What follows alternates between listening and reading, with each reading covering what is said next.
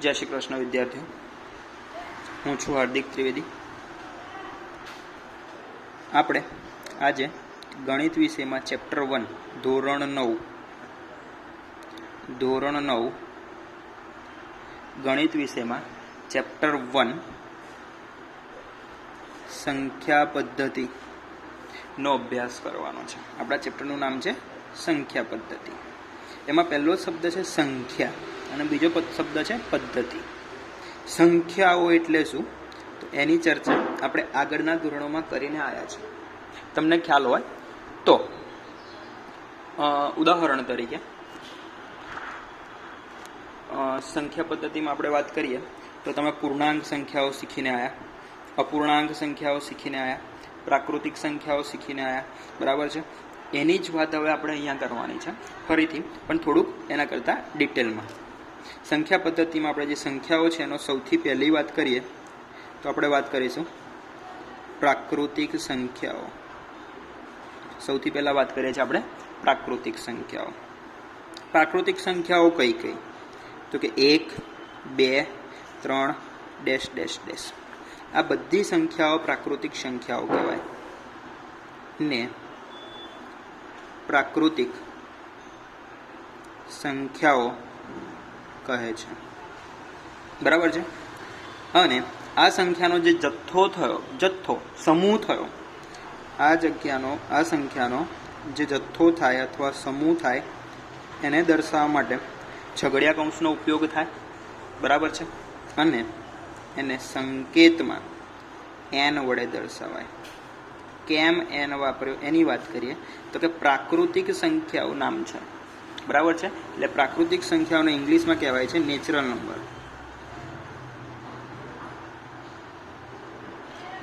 એને ઇંગ્લિશમાં કહેવાય છે નેચરલ નંબર। એટલે નેચરલ નંબરનો જે n છે એને સંખ્યા વડે દર્શાવવાનો લીધો કેપિટલ n, બરાબર છે। હવે અગત્યના મુદ્દા યાદ રાખવાના। સૌથી નાની પ્રાકૃતિક संख्या 1 છે। સૌથી નાની પ્રાકૃતિક સંખ્યા 1 છે, પરંતુ સૌથી મોટી પ્રાકૃતિક સંખ્યાનું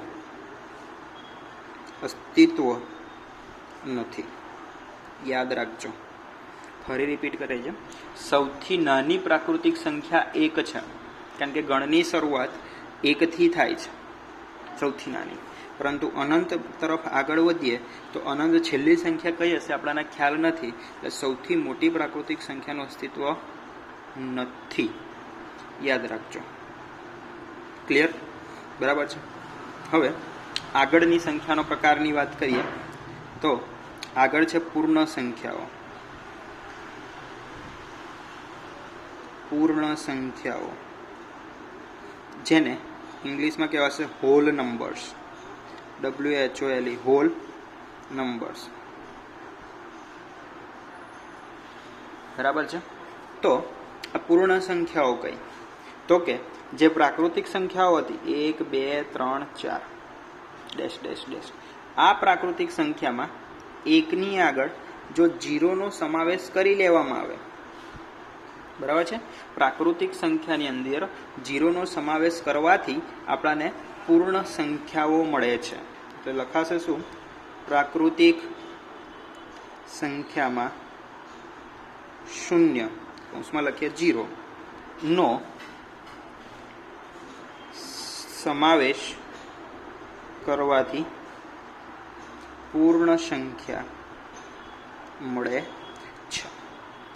हवे आपणाने खबर पड़ी कि पूर्ण संख्या ने इंग्लिश में कहेवाय छे होल नंबर्स। शरूआत थाय छे W थी, एटले એને શાના વડે દર્શાવવામાં આવશે કેપિટલ W।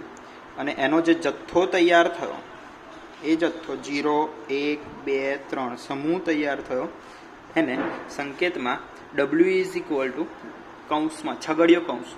કૌંસ કયો વપરાશે આ જગ્યાએ? સમૂહ દર્શાવવા માટે છગડીયો કૌંસ। આ જે છગડીયા કૌંસને દરે સમૂહ કહેવાય। અને આ જે સમૂહ છે એ જ સમૂહને ગણ તરીકે પણ ઓળખવામાં આવે છે, बराबर है विद्यार्थी मित्रों। एटले फरी रिपीट करिए તો W is equal to 0 1 2 3 dash dash dash whole numbers પૂર્ણ સંખ્યાઓ થઈ. હવે એમાં વાત કરીએ સૌથી નાની પૂર્ણ સંખ્યા. સૌથી નાની પૂર્ણ સંખ્યા તો કઈ થશે? તમને અહીંયા ગણમાં દેખાય જ છે. કોણ થશે? 0. બરાબર છે. અને સૌથી મોટી પૂર્ણ સંખ્યા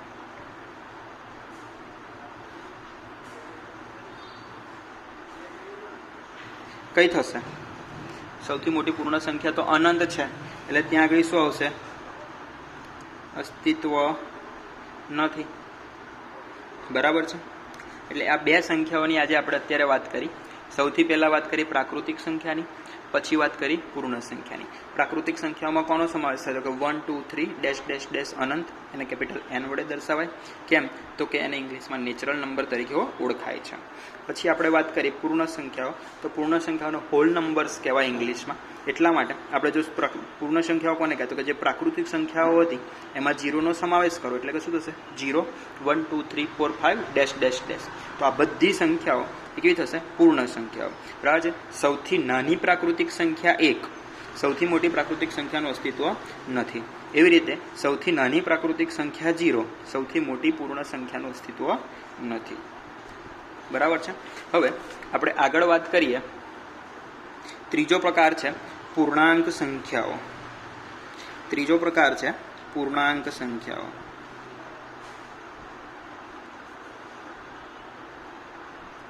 આગળ જે અહીં ચર્ચા કરીએ પૂર્ણ સંખ્યા હતી, હવે અહીંયા જે વાત કરીએ છીએ પૂર્ણાંક સંખ્યાઓ, જેને ઇંગ્લિશમાં ઇન્ટીજર્સ કહેવાય.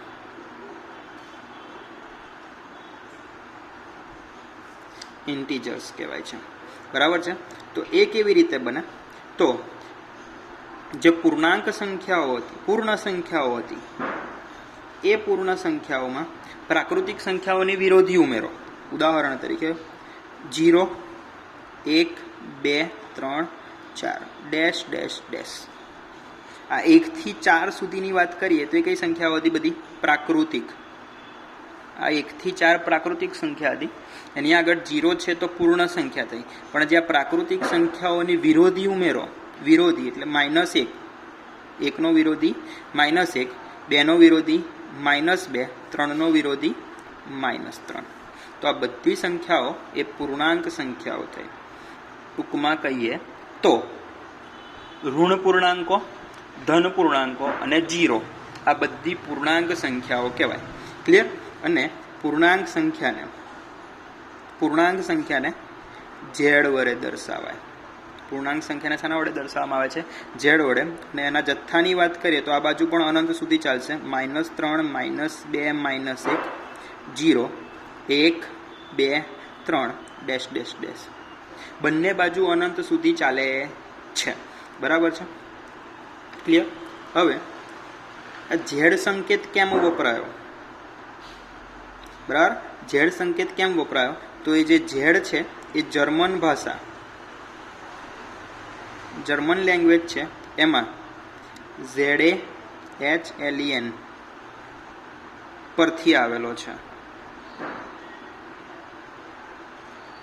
જેનો અર્થ સંખ્યા અથવા ગણવું થાય. જર્મન ભાષામાં આ જે શબ્દ છે એનો અર્થ સંખ્યા અથવા ગણવું એવો થાય છે. એટલા માટે ઇન્ટીજર્સ, ભલે ઇન્ટીજર છે તો અહીં આઈ નથી લીધું. આગળના બેમાં તો એના જે નામ હતા ઇંગ્લિશમાં એના પરથી લીધા હતા, પણ અહીંયા જર્મન ભાષાનો જે શબ્દ છે એના પરથી ઝેડને લેવામાં આવેલો છે. અહીંયા પણ કેપિટલ ઝેડ વાપરવો ફરજિયાત છે.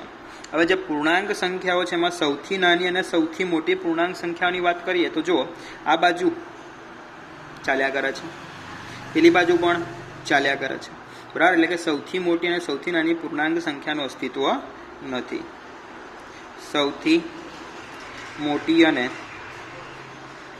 સૌથી નાની પૂર્ણાંક સંખ્યાનું અસ્તિત્વ નથી. બરાબર છે? બંને પૂર્ણાંક સંખ્યાનું અસ્તિત્વ છે નહીં. અને આ સંખ્યાઓ કેટલી? તો કે અસંખ્ય ડેશ ડેશ ડેશ. જ્યાં ડેશ ડેશ ડેશ આવે એનો મતલબ સમજવાનો કે આ બધી સંખ્યાઓ કેવી છે? અસંખ્ય છે. દરેક સંખ્યાઓ અત્યાર સુધી આપણે જે કંઈ પણ વાત કરી એ બધી સંખ્યાઓ અસંખ્ય જ છે.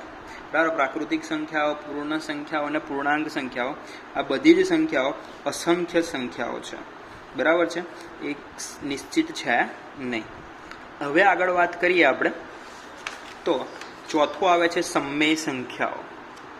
ચોથું આવે છે સમમેય સંખ્યાઓ.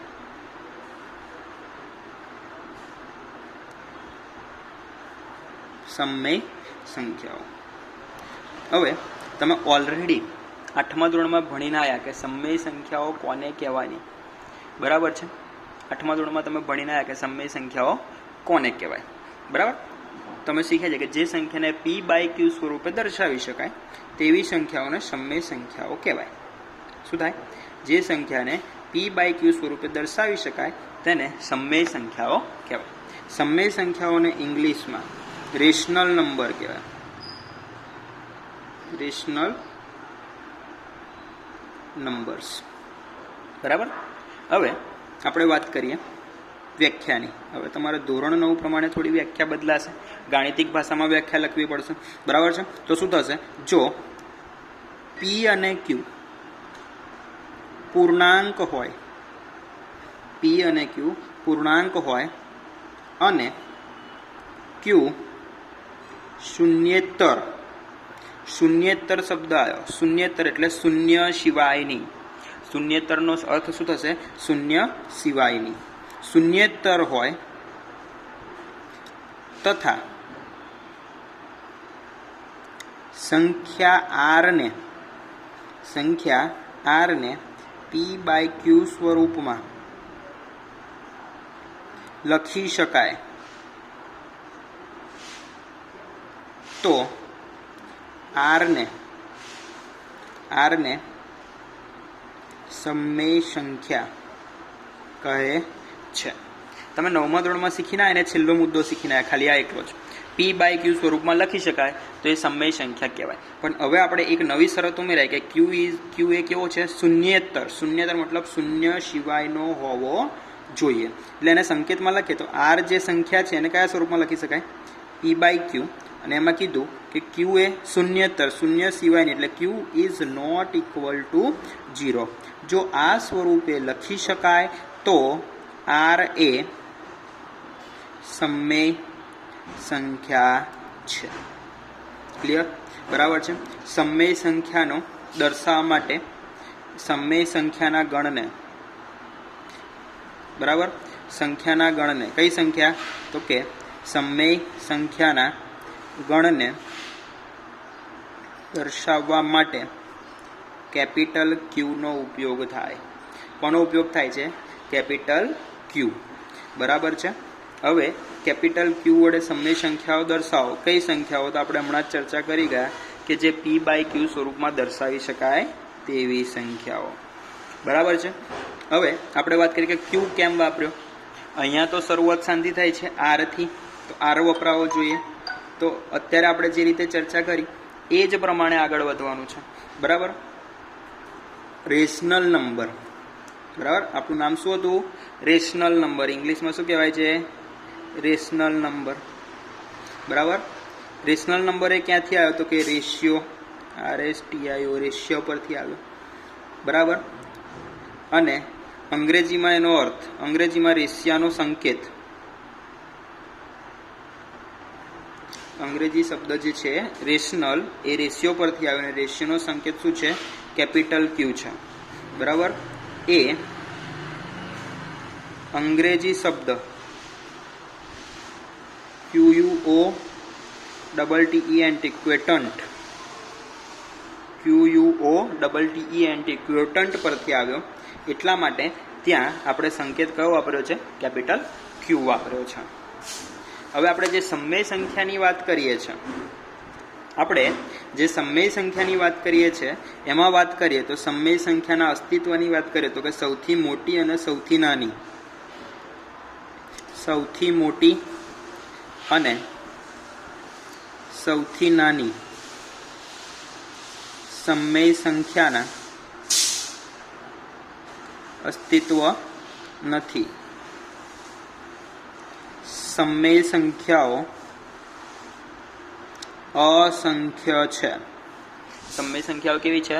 અસંખ્ય, અનંત છે. બરાબર છે. હવે જે સમમેય સંખ્યાઓને દર્શાવવાની વાત કરી, બરાબર છે, p/q સ્વરૂપે દર્શાવી શકાય છે એ બધી સમમેય સંખ્યાઓ છે. બરાબર, એની ચર્ચા કરી ગયા આપણે. આજના દિવસમાં આપણે આટલું રાખીએ છીએ. આપણે 4 વસ્તુ શીખીને આવ્યા. બરાબર છે. કઈ કઈ ફરી રિપીટ કરીએ? પ્રાકૃતિક સંખ્યાઓ, પૂર્ણ સંખ્યાઓ, પૂર્ણાંક સંખ્યાઓ, સમમેય સંખ્યાઓ. બરાબર છે.